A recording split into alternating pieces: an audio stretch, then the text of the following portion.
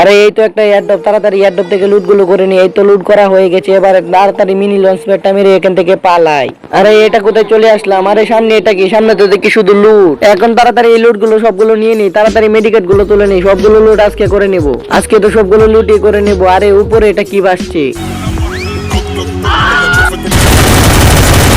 আরে এনিমিরা তো ফায়ার করছে, তাড়াতাড়ি কাভারে চলে আসি। আচ্ছা এই বান্দা কোথায় চলে গেল? আচ্ছা দাঁড়া, তোদের এখনই মজা দেখাচ্ছি। এই নিয়ে ড্যামেজ খা। আরে একটাকে তো ডাউন করে দিলাম, কিন্তু এখনই তো রিভাইভ দিয়ে দিবি। আচ্ছা একটা বুদ্ধি পেয়েছি, তাড়াতাড়ি ওদের পিছন দিক দিয়ে যায়। এই তো টায়ার, এটা দিয়ে লাভ দিয়ে যায়। তাড়াতাড়ি জাম্পটা দিয়ে এই তো ওদের পিছনে চলে যাবো এখনই। আরে কিন্তু এটা কি?